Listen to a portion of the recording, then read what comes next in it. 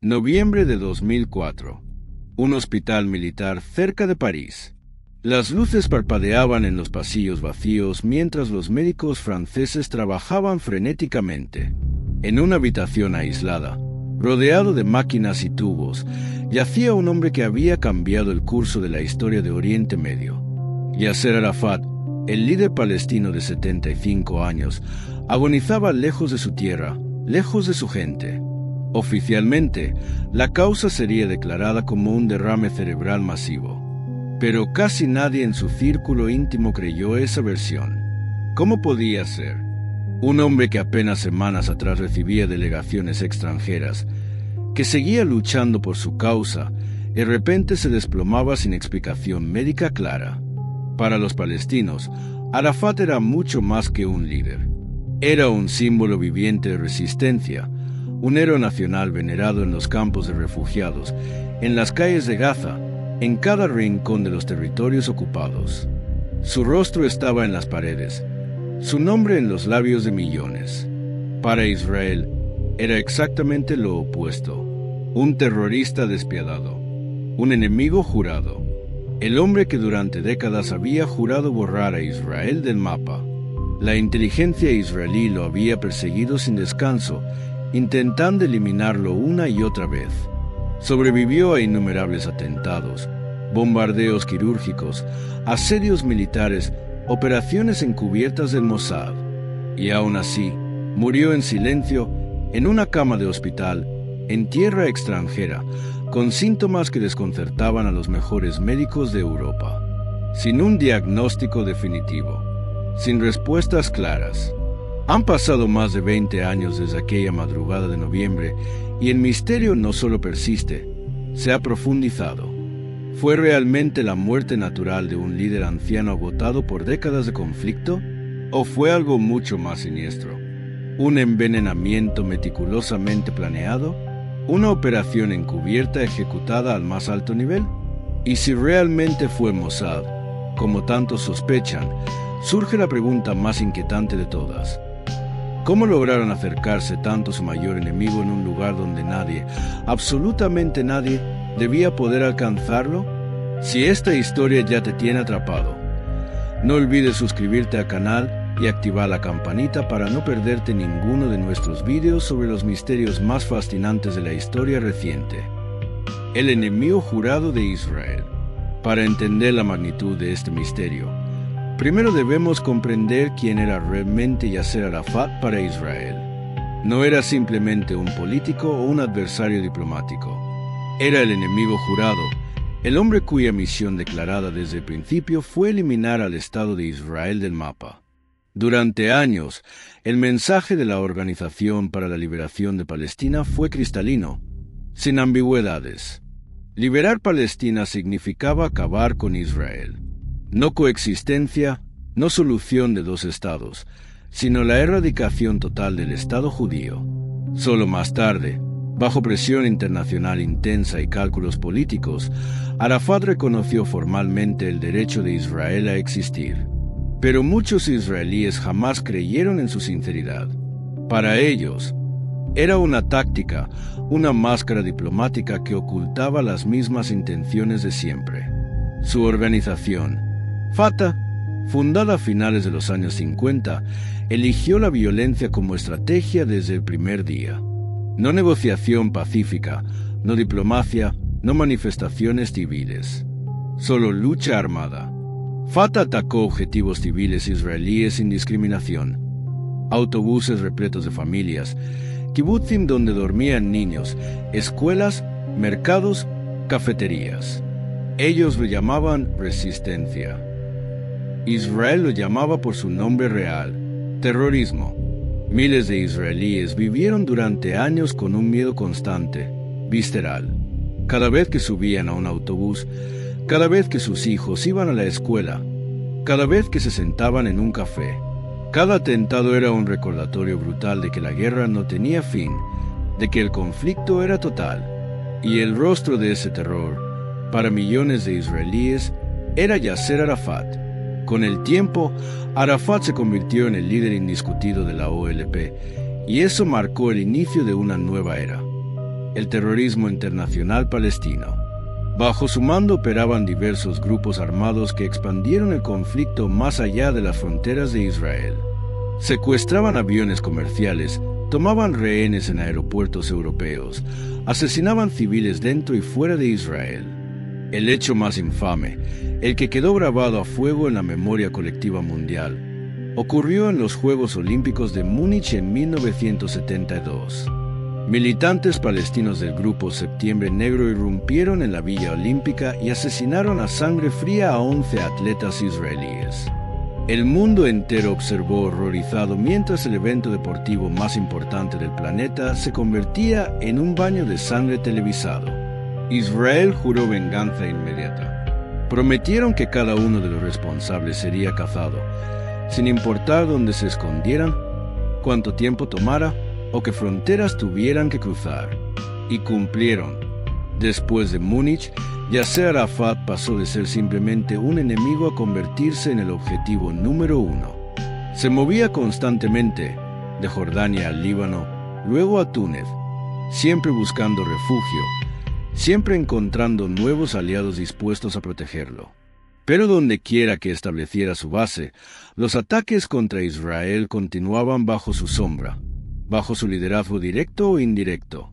Para los israelíes, Arafat no era un estadista en formación. No era un líder nacionalista respetable. Era el hombre que había dirigido, planificado y celebrado la violencia contra su pueblo durante décadas. El hombre cuyas manos estaban manchadas con sangre israelí. Cuando finalmente comenzó a hablar de paz en los años 90, cuando firmó los históricos acuerdos de Oslo en el jardín de la Casa Blanca, Israel fue extremadamente cauteloso. Sí, sonreía ante las cámaras internacionales. Sí, estrechaba manos con líderes israelíes. Sí, pronunciaba discursos sobre coexistencia pacífica. Pero sus actos, argumentaban muchos, decían otra cosa completamente diferente. Incluso después de ganar el Premio Nobel de la Paz junto a Yitzhak Rabin y Simón Peres, la violencia no cesó. Solo cambió de forma, de táctica, de fachada. Para muchos israelíes, aquello no era paz real. Era una pausa táctica, una estrategia. Arafat decía una cosa en inglés para la prensa internacional, pero sus acciones en terreno mostraban que seguía siendo el mismo hombre que había liderado la guerra durante décadas. Su entorno cercano, su organización, sus aliados, todos actuaban como si el conflicto nunca fuera a terminar realmente. Por eso, para amplios sectores de la sociedad y el gobierno israelí, mientras Arafat viviera, no habría paz verdadera. Era una fuente permanente de inestabilidad. Un hombre que alimentaba el odio generacional, que obstaculizaba las negociaciones serias, que representaba la violencia del pasado disfrazada de diplomacia del presente. Muchos líderes israelíes lo decían abiertamente, sin rodeos. Si Arafat desaparece, tal vez finalmente haya silencio. Tal vez haya una oportunidad real para la paz. Por eso, las agencias de inteligencia israelíes dedicaron años, recursos ilimitados y sus mejores agentes a intentar eliminarlo. Bombardeos de precisión quirúrgica, misiones secretas en territorio enemigo, complots elaborados. Pero cada vez que Mossad parecía estar a punto de lograrlo, cada vez que el cerco se estrechaba, Arafat escapaba milagrosamente. ¿Por qué? ¿Cómo logró este hombre sobrevivir a tantos intentos de asesinato profesional?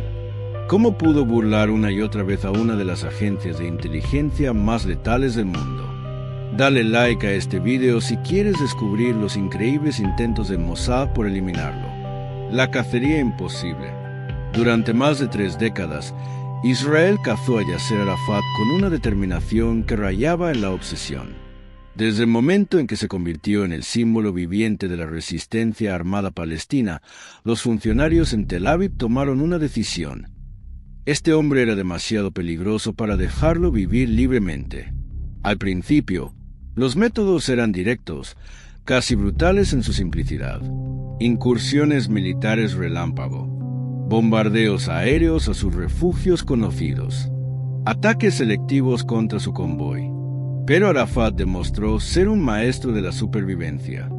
Aprendió rápidamente las reglas mortales del juego. Comenzó a cambiar de ubicación constantemente, de manera impredecible. Cada noche dormía en una casa diferente. Nunca seguía una ruta establecida. Viajaba sin previo aviso, a veces con solo minutos de anticipación. Y lo más importante, no confiaba plenamente en nadie, ni siquiera en sus propios guardaespaldas más cercanos. Atraparlo se volvió casi imposible. Era como intentar agarrar humo con las manos. Aún así, Israel no se rindió. Nunca. Hay un capítulo entero en la historia secreta de la inteligencia israelí dedicado exclusivamente a los intentos fallidos de asesinar a Arafat. Misiones ultrasecretas que permanecieron clasificadas durante décadas. Estas operaciones estaban a cargo de una de las unidades más élite y temidas del Mossad, Caesarea, la división responsable de las eliminaciones selectivas, el eufemismo israelí para asesinatos políticos sancionados por el Estado. Uno de los primeros planes fue audaz hasta el punto de la locura: interceptar un avión que supuestamente transportaba a Arafat. A veces era un jet privado, otras veces un vuelo comercial con pasajeros civiles. La idea era brutal en su simplicidad: derribar el avión sobre el Mediterráneo, sobre aguas internacionales, para que nadie pudiera probar que había ocurrido realmente. Pero había un problema fundamental. Nunca pudieron confirmar con certeza absoluta que Arafat estuviera a bordo. La inteligencia era buena, pero no perfecta, y el Mossad no podía permitirse derribar un avión lleno de inocentes basándose en información incompleta. La misión fue cancelada repetidamente, hasta que finalmente fue archivada.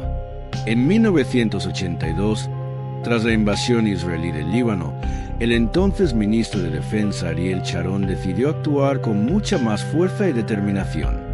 Sharon veía a Arafat no solo como un enemigo estratégico, sino como un asesino personal responsable de la muerte de innumerables israelíes, incluidos amigos y compañeros de armas.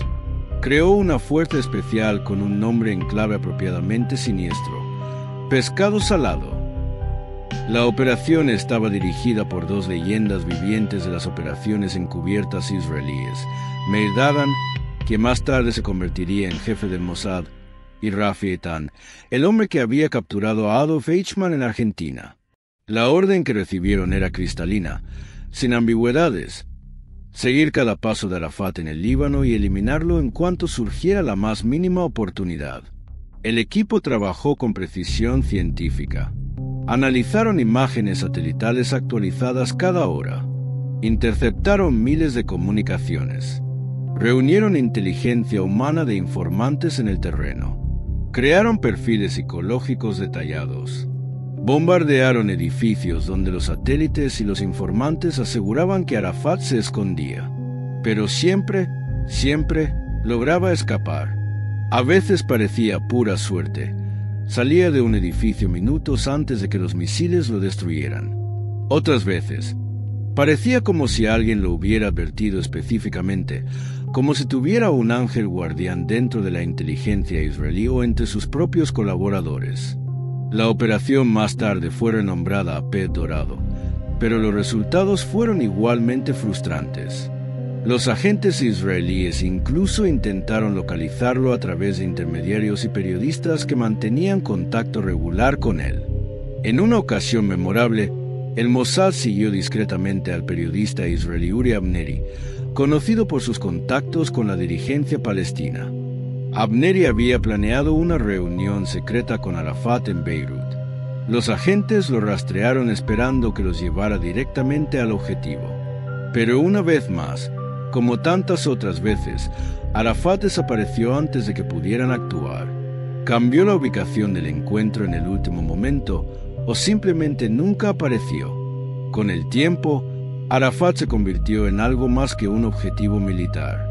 Se volvió casi una leyenda dentro de la comunidad de inteligencia israelí. Había agentes que habían dedicado carreras enteras a intentar matarlo sin éxito. En las oficinas del Mossad en Tel Aviv comenzaron a circular bromas negras. Cuando finalmente creemos tenerlo rodeado, ya está fumando un cigarro en otra ciudad. Arafat no muere porque ni siquiera Dios sabe dónde está exactamente. A comienzos de los años 2000, cuando Ariel Sharon llegó al cargo de primer ministro, anunció públicamente que Israel había decidido dejar de intentar asesinar a Arafat. Fue presentado como un gesto de buena voluntad, como parte de los esfuerzos de paz. Pero solo 3 años después, en 2004, tras el asesinato selectivo del fundador de Hamas, el jeque Ahmed Yassin, Sharon cambió abruptamente de opinión. En una conferencia de prensa, declaró con frialdad: ese compromiso de no atacar a Arafat ya no existe. Fue una señal clara, inequívoca. La cacería podía reanudarse en cualquier momento. Los equipos de Caesarea podían volver a activarse. Las operaciones podían reautorizarse. Pero el destino, la historia o quizá algo más oscuro decidió otra cosa. A pesar de décadas de misiones, de informes de inteligencia detallados, de operaciones planeadas con precisión milimétrica, de recursos ilimitados y de la determinación de algunos de los agentes más capaces del mundo, el Mossad nunca logró alcanzarlo directamente. Yasser Arafat parecía intocable. Un hombre que siempre escapaba de la muerte, hasta que dejó de hacerlo. Comparte este video si crees que esta historia merece ser conocida. Los últimos días. A comienzos de los años 2000, Yasser Arafat ya no era el guerrillero incansable de décadas pasadas. Era un hombre viejo, visiblemente agotado.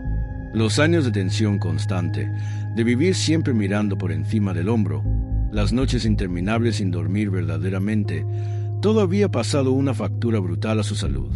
Vivía prácticamente bajo asedio militar permanente, atrapado en su cuartel general, la Muqata'a, en la ciudad de Ramala. Afuera, rodeando el complejo, estaban los tanques israelíes con sus cañones apuntando constantemente. Adentro, apenas un puñado de guardias leales, algunos asesores de confianza y colaboradores de toda la vida. Casi nunca salía de ese búnker improvisado. Comía de forma extremadamente sencilla, casi espartana. Y lo que era más preocupante, apenas confiaba en los médicos que lo visitaban, siempre sospechando que alguno pudiera estar infiltrado o comprometido. En el otoño de 2004, algo cambió drásticamente. El 25 de octubre, durante una reunión rutinaria con sus asesores más cercanos, los asistentes notaron que algo no estaba bien. Arafat se veía pálido, sudoroso. De repente, en medio de la discusión, se puso de pie torpemente y comenzó a vomitar violentamente sobre la mesa. Su portavoz oficial, tratando de controlar el pánico y evitar especulaciones, aseguró a la prensa que era simplemente una gripe estomacal, algo que había comido. Nada grave.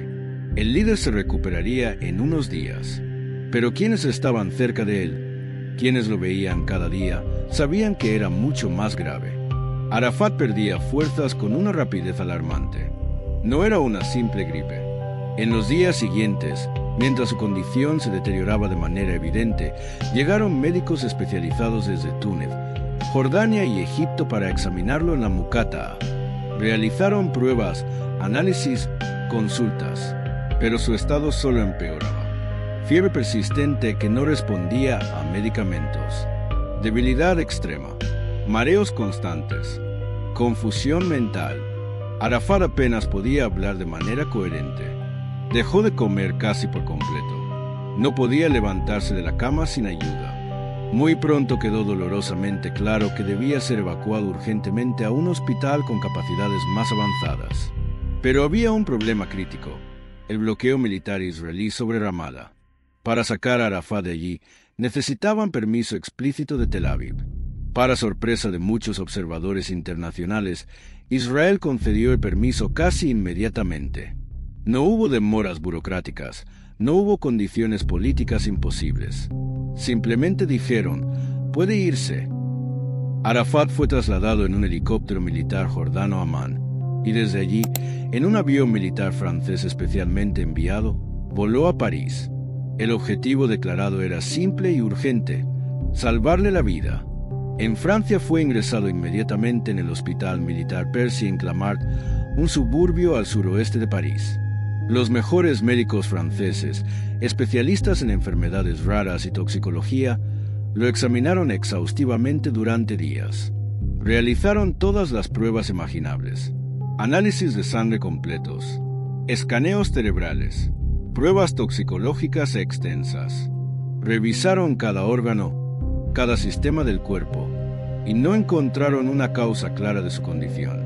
No había virus identificable. No había rastros evidentes de veneno conocido. No había una explicación médica convencional. En solo unos pocos días, su estado se volvió crítico, casi desesperado. El 3 de noviembre, los médicos franceses informaron a la delegación palestina que Arafat había entrado en coma. Un coma que se profundizaba inexorablemente con cada jornada que pasaba. Ya no abría los ojos. No respondía a estímulos externos. No reaccionaba a las voces de sus seres queridos. La noche del 11 de noviembre de 2004, a las 3:30 de la madrugada, en medio del silencio del hospital, Yasser Arafat fue declarado oficialmente muerto. Tenía 75 años. La causa oficial registrada en el certificado de defunción fue un accidente cerebrovascular hemorrágico, una hemorragia masiva en el cerebro. Pero los detalles médicos completos, los registros detallados, permanecieron en secreto absoluto durante muchos años. Las autoridades palestinas guardaron un silencio hermético sobre los detalles médicos específicos. Y su viuda, Sue Arafat, rechazó categóricamente cualquier autopsia, alegando que era contraria a la tradición musulmana que prohíbe profanar el cuerpo de los muertos.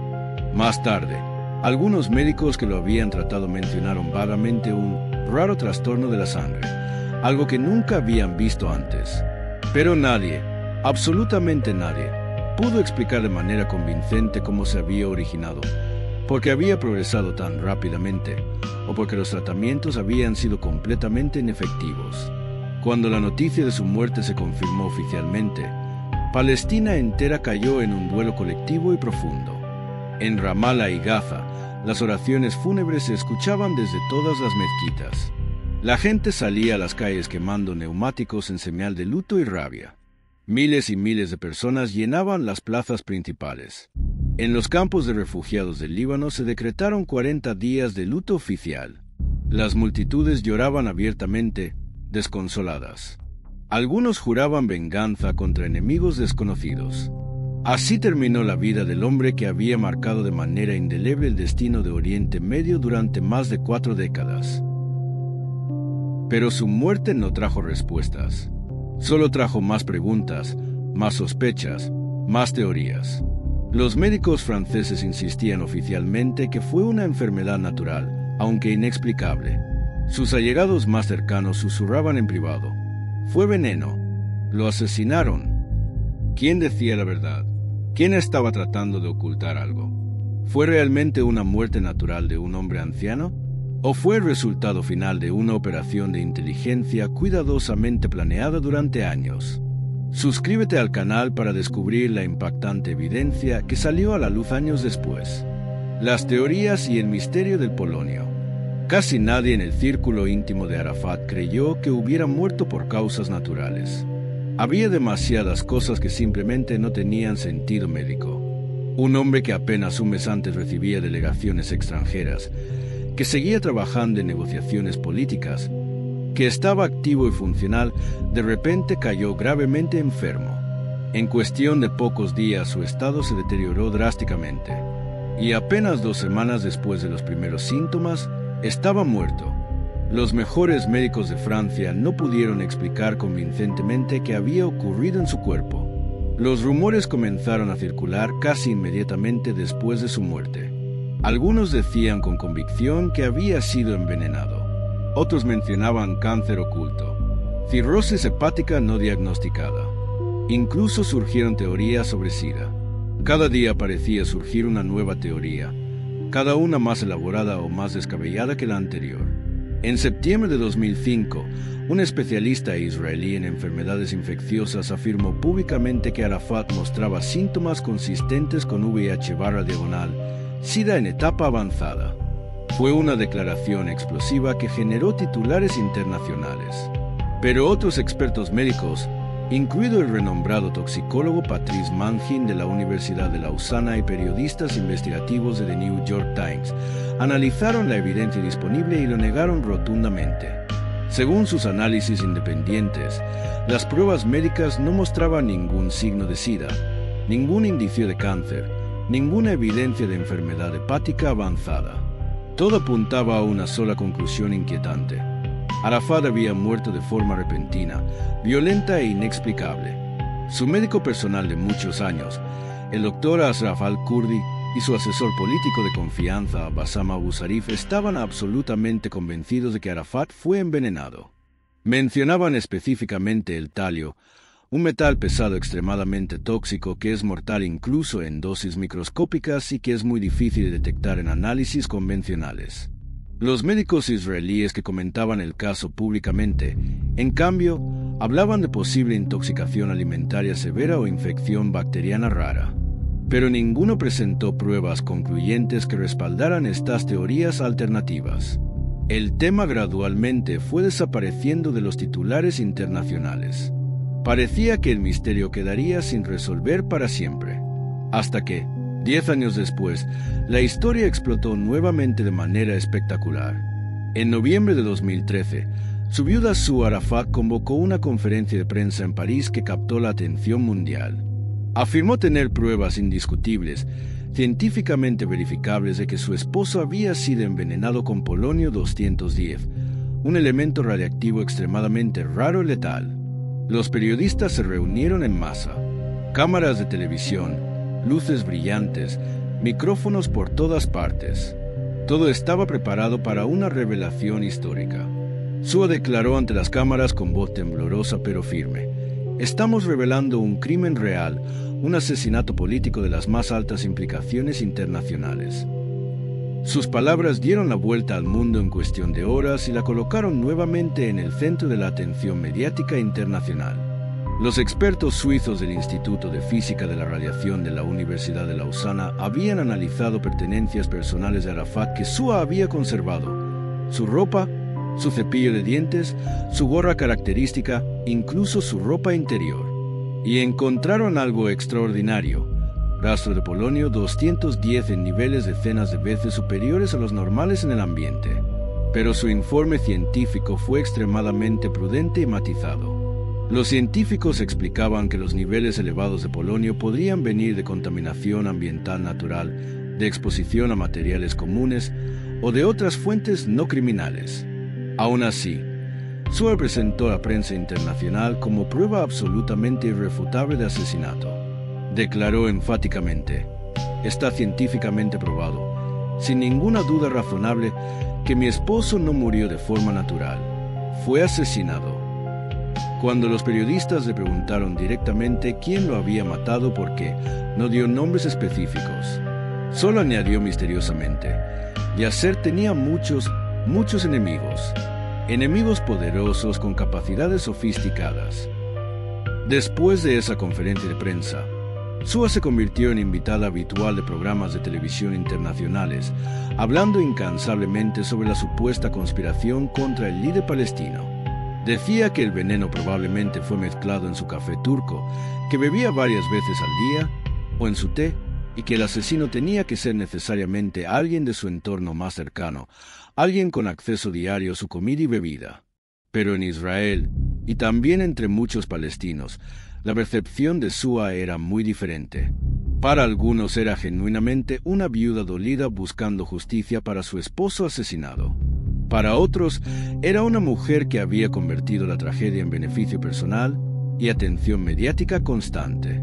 Desde la muerte de Arafat, Sue ha vivido cómodamente entre Francia y Malta, en apartamentos de lujo en las zonas más exclusivas, muy lejos de los campos de refugiados palestinos donde su esposo sigue siendo venerado como un mártir.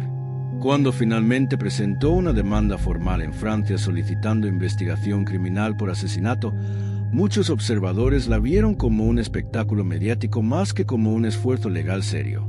Incluso los fiscales franceses, después de años de investigación exhaustiva, rechazaron formalmente la teoría del asesinato intencional, afirmando en su informe final que los rastros de polonio encontrados eran consistentes con origen natural y ambiental, no con envenenamiento criminal.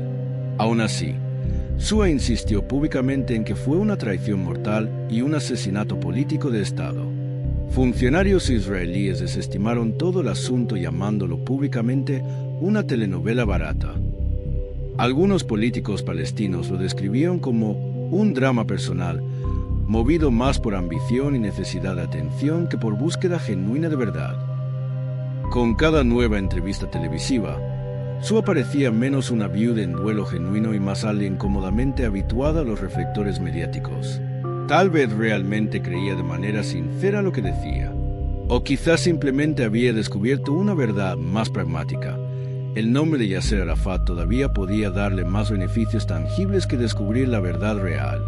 Dale like si quieres saber qué encontraron cuando exhumaron el cuerpo de Arafat. La exhumación y la evidencia científica. Gracias a la insistencia pública persistente de Shua Arafat y la presión mediática internacional, la investigación sobre la misteriosa muerte del líder palestino fue formalmente reabierta. La cadena Al Jazeera realizó una investigación periodística exhaustiva de 9 meses, trabajando con científicos independientes y expertos forenses. Concluyeron de manera categórica que todos los rumores previos sobre cáncer, cirrosis hepática y SIDA eran completamente falsos, sin fundamento médico. Los documentos médicos demostraban que Arafat había gozado de salud relativamente buena hasta mediados de octubre de 2004, cuando cayó enfermo de forma repentina, violenta y completamente misteriosa. Pero lo más impactante, lo que cambió toda la narrativa, aún estaba por revelarse. Expertos del prestigioso Instituto de Física de la Radiación de la Universidad de Lausana en Suiza analizaron meticulosamente las pertenencias personales de Arafat que su viuda había conservado cuidadosamente durante años. Su ropa del último mes de vida, su cepillo de dientes personal, su gorra característica, incluso su ropa interior. Y descubrieron algo extraordinario y profundamente perturbador. Rastros de polonio 210 en niveles decenas de veces superiores a lo que sería considerado normal o ambiental. Para los científicos nucleares, era una señal potencialmente clara. Arafat podía haber sido envenenado con una sustancia radiactiva extremadamente rara y letal. La revelación cayó como una bomba nuclear mediática en todo el mundo. Meses después de esta primera revelación, las autoridades palestinas finalmente autorizaron lo impensable: exhumar el cuerpo de su líder más venerado. El 27 de noviembre de 2012, casi 8 años después de su muerte, 3 equipos científicos independientes, uno francés, uno suizo y uno ruso, llegaron al mausoleo en Ramallah donde Arafat estaba enterrado. Trabajaron exclusivamente de noche, bajo estrictas medidas de seguridad, con guardias armados rodeando el perímetro. Tomaron múltiples muestras del cuerpo en descomposición, de los huesos, del suelo circundante, de su mortaja, todo para evitar cualquier posibilidad de manipulación o contaminación. Los resultados fueron absolutamente sorprendentes. El 6 de noviembre de 2013, Al Jazeera informó que los científicos suizos habían encontrado niveles de polonio 210 en las costillas y huesos pélvicos de Arafat entre 18 y 36 veces superiores a lo que sería considerado normal. Y aquí está lo verdaderamente impactante. Esto era casi 10 años después de su muerte. El polonio 210 tiene una vida media de solo 138 días, lo que significa que su radiactividad debería haberse reducido millones de veces en ese periodo. Para que todavía hubiera niveles detectables tan elevados casi una década después, la cantidad original en su cuerpo al momento de morir debió haber sido masiva, astronómica. El jefe del equipo científico suizo, el profesor François Hochul, un respetado físico nuclear, afirmó cuidadosamente que la hipótesis del envenenamiento intencional con polonio está razonablemente respaldada por la evidencia científica que hemos recopilado. El perito británico independiente Dave Barkley, un experto forense contratado específicamente por Al Jazeera para revisar toda la evidencia, fue mucho más directo y menos diplomático en sus conclusiones. Declaró sin ambigüedades: en mi opinión profesional, basada en décadas de experiencia forense, está absolutamente claro que la enfermedad del señor Arafat fue causada por polonio 210. Tenemos el arma humeante, tenemos la sustancia que lo mató, y fue administrada con intención criminal clara. Sin embargo, no todos los equipos científicos llegaron a la misma conclusión. El equipo francés publicó un informe mucho más cauteloso sugiriendo que el polonio encontrado podía provenir potencialmente del entorno natural, de la contaminación del suelo o de otras fuentes no criminales. La comisión rusa fue incluso más lejos, afirmando rotundamente que no había ningún signo convincente de envenenamiento intencional, que, en su opinión profesional, Arafat había muerto por causas completamente naturales relacionadas con su edad avanzada y condiciones de salud preexistentes. El jefe de la Agencia Federal Médica y Biológica de Rusia, Vladimir Uyeva, declaró con autoridad: "La causa de muerte es natural. Nuestros científicos están absolutamente seguros. No habrá más pruebas necesarias". Pero aquí surge algo sospechoso que muchos observadores notaron inmediatamente. Los informes completos francés y ruso nunca fueron publicados públicamente en su totalidad. Permanecieron clasificados o confidenciales. En contraste, el informe suizo fue divulgado completamente, con todos sus datos, metodología y conclusiones disponibles para revisión científica independiente. Tras comparar cuidadosamente todos los datos disponibles de las tres investigaciones, los científicos suizos mantuvieron su conclusión. Todas las mediciones, consideradas en conjunto, apoyaban la hipótesis de que Arafat probablemente murió envenenado con polonio 210. En 2015, después de años de investigación adicional, los fiscales franceses cerraron oficialmente el caso criminal. Su conclusión formal fue que las trazas de polonio y plomo encontradas eran consistentes con origen ambiental natural y que no había evidencia suficiente para procesar a nadie por asesinato. Pero en Palestina, esa explicación oficial francesa fue ampliamente considerada como un encubrimiento político, una concesión a presiones diplomáticas internacionales.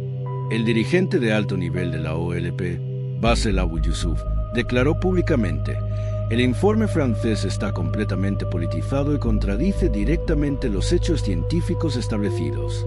El presidente Arafat fue asesinado con veneno. Este documento solo intenta ocultar lo que realmente ocurrió en el Hospital Percy". Han pasado muchos años desde entonces, pero el misterio fundamental sigue completamente sin resolverse. Sin embargo, hay un hecho que es absolutamente indiscutible, verificado por múltiples laboratorios independientes. Se encontraron rastros significativos de un elemento radiactivo extremadamente raro en sus pertenencias personales, en sus restos mortales y en la tierra de su tumba. Un elemento, el polonio 210, que solo puede ser producido artificialmente en reactores nucleares especializados. Absolutamente imposible de obtener para una persona común. Extremadamente difícil de conseguir incluso para organizaciones criminales sofisticadas. Solo accesible para estados-nación con programas nucleares avanzados y agencias de inteligencia con capacidades excepcionales. Comparte este video si crees que esta historia debe conocerse. ¿Fue el Mossad? ¿Pudo el Mossad estar directamente implicado en la muerte de Yasser Arafat? La pregunta sigue siendo explosiva incluso décadas después. Es absolutamente posible. Más que posible, plausible. Israel lo había perseguido implacablemente durante más de 3 décadas y tenía innumerables razones estratégicas, políticas y emocionales para eliminar al hombre que consideraban su mayor enemigo existencial. Para generaciones de israelíes, Arafat no era simplemente un político adversario o un líder nacionalista rival. Era el símbolo viviente del terror, el rostro del enemigo, el hombre directamente responsable de miles de muertes israelíes a lo largo de décadas. La historia del presunto envenenamiento con polonio suena inquietantemente familiar. Encaja perfectamente con el modus operandi histórico de la inteligencia israelí. Operaciones precisas, sofisticadas tecnológicamente, ejecutadas con una frialdad profesional casi científica. El Mossad tiene una larga historia documentada de asesinatos selectivos usando métodos innovadores. Cartas bomba que explotan al abrirlas, teléfonos celulares cargados con explosivos, venenos administrados en formas creativas. Y aún así, a pesar de todas las acusaciones, de todas las teorías, de toda la evidencia circunstancial, ninguna investigación oficial ha presentado jamás pruebas sólidas, irrefutables, de que el Mossad estuviera directamente detrás de la muerte de Arafat. Sin embargo, hay motivos muy convincentes para sospecharlo seriamente. En el libro explosivo Levántate y mata primero, la historia secreta de los asesinatos selectivos de Israel, el periodista de investigación israelí Ronen Berman, quien tuvo acceso sin precedentes a archivos clasificados y entrevistas con agentes retirados, hace una afirmación extraordinaria. Berman escribe textualmente que Israel efectivamente mató a Yasser Arafat, pero inmediatamente añade una aclaración crucial y frustrante. La censura militar israelí le impide legalmente decir si realmente lo sabe con certeza absoluta o si está especulando basándose en su investigación. Esa frase específica suena exactamente como una pista deliberada, una confesión cuidadosamente disfrazada de prudencia legal, un guiño conocedor a los lectores informados. Y aunque fuera cierto, aunque el Mossad realmente hubiera estado detrás, sigue una pregunta fundamental, casi filosófica. ¿Cómo exactamente lograron acercarse tanto a Arafat cuando durante décadas había eludido todos sus intentos previos? Muchos observadores internacionales creyeron firmemente que la verdad completa sobre su muerte nunca saldría a la luz, que permanecería clasificada para siempre en archivos secretos en Tel Aviv y Ramallah. Pero años después del cierre oficial de las investigaciones, sucedió algo extraordinario. Cientos de documentos internos supuestamente secretos del Comité Palestino que investigaba su muerte aparecieron misteriosamente en Internet. Testimonios completos, transcripciones detalladas de interrogatorios, informes forenses internos. Habían estado cuidadosamente ocultos durante años hasta que alguien, nunca se supo quién, los filtró deliberadamente. Entre esos documentos emergió la teoría más inquietante, más humana, más dolorosa de todas las explicaciones posibles. Arafat fue envenenado por alguien cercano que le sirvió té o café, no en una operación espectacular, no con drones o misiles, sino con una simple taza ofrecida con una sonrisa.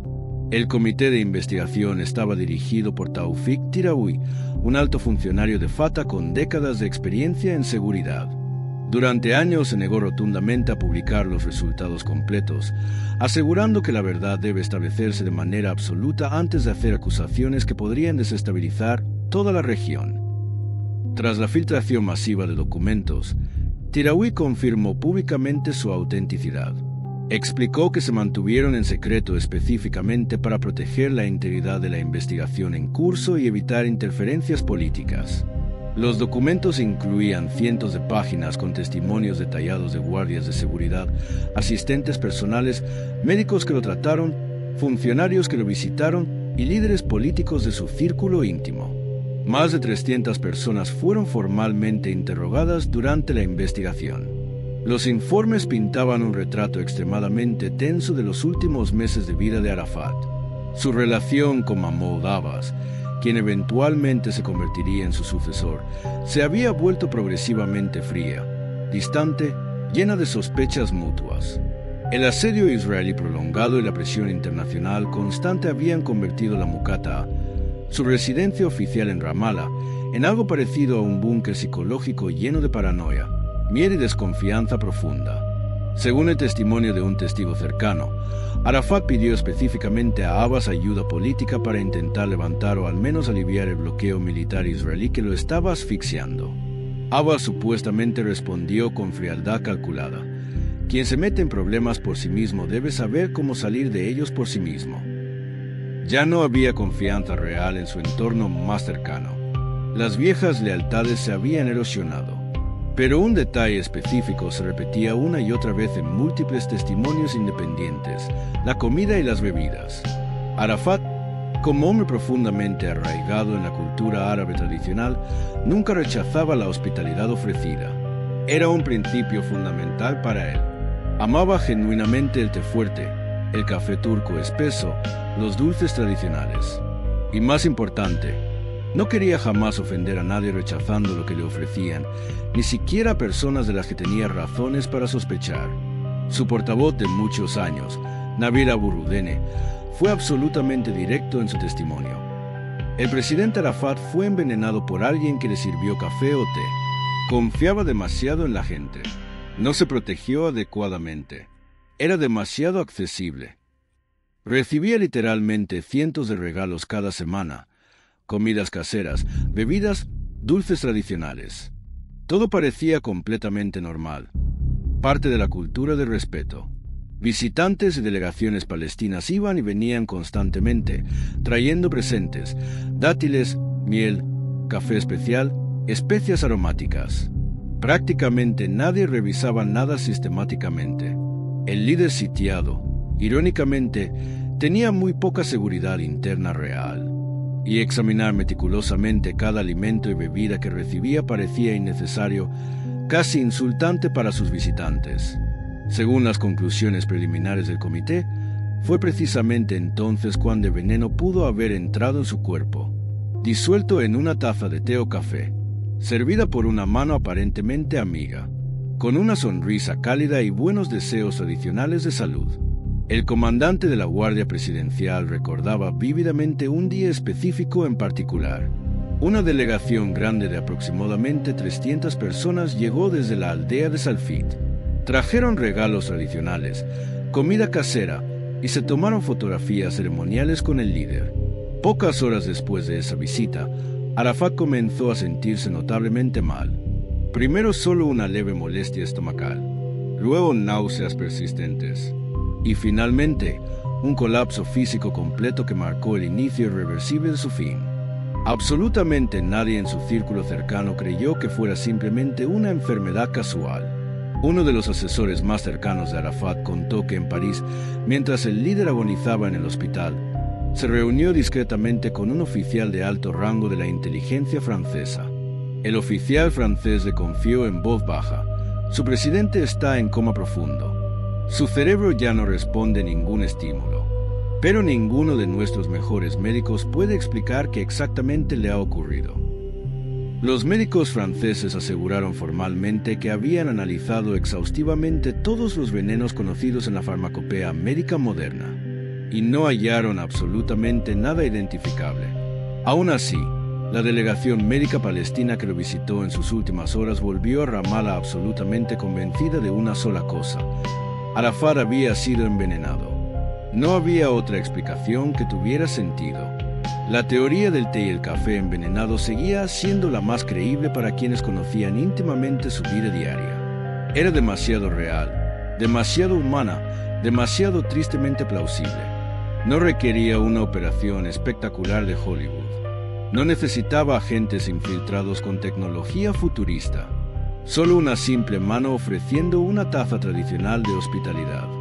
En el caos del asedio prolongado, cuando literalmente decenas de personas entraban y salían diariamente de su residencia, cuando las medidas de seguridad eran laxas por necesidad práctica, habría sido extremadamente fácil deslizar una dosis microscópica de veneno en su bebida favorita. Nadie lo habría notado en el momento. Nadie recordaría específicamente quién estuvo junto a él esa tarde particular. Todo se perdería en la rutina normal.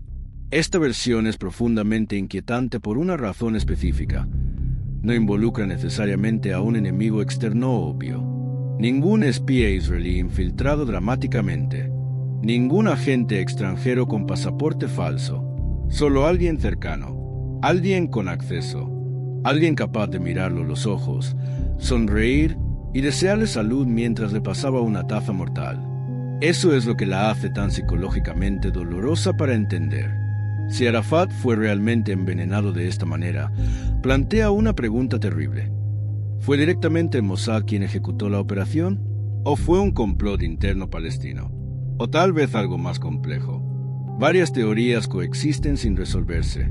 Algunos analistas creen firmemente que fue un complot interno, una traición desde dentro del liderazgo palestino motivada por luchas de poder. Otros piensan que quien le sirvió la bebida envenenada fue simplemente un instrumento inconsciente, sin saber que la taza contenía veneno, manipulado por agentes externos más sofisticados.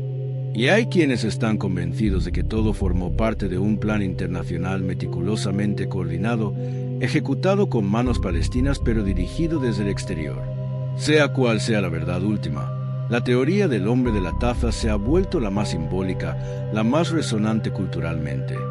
Resume perfectamente la esencia trágica de toda la historia de Yasser Arafat, un hombre rodeado físicamente de miles de seguidores leales, pero completamente solo en sus últimos días. Un hombre que dedicó su vida entera a desconfiar de sus enemigos declarados, pero que no vio o no quiso ver el peligro potencial que venía de su propia mesa, de su propio círculo, de su propia hospitalidad. Suscríbete y activa la campanita para no perderte más historias fascinantes como esta. Conclusión. Más de 20 años han pasado desde aquella madrugada de noviembre en París. Y la pregunta fundamental sigue sin respuesta definitiva. ¿Qué crees tú realmente?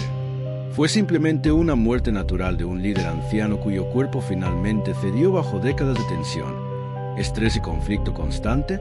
¿O fue silenciado deliberadamente por enemigos que finalmente encontraron la manera perfecta de alcanzarlo cuando todos los métodos convencionales habían fallado?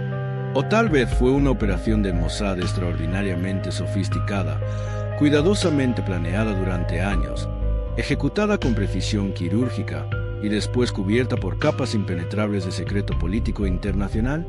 La evidencia científica del polonio es inquietante pero no absolutamente concluyente. Los testimonios son convincentes pero circunstanciales. Las sospechas son razonables pero no probadas más allá de toda duda. Cuéntanos tu opinión sincera en los comentarios. Nos encanta leer tus teorías y perspectivas. No olvides darle like a este video si te pareció interesante. Suscríbete al canal para más historias fascinantes sobre misterios políticos, operaciones de inteligencia y eventos que cambiaron la historia. Activa la campanita de notificaciones para ser el primero en ver nuestros próximos videos. Y comparte este contenido con alguien que le apasionen estos temas. Nos vemos en la próxima historia. Gracias por acompañarnos hasta el final.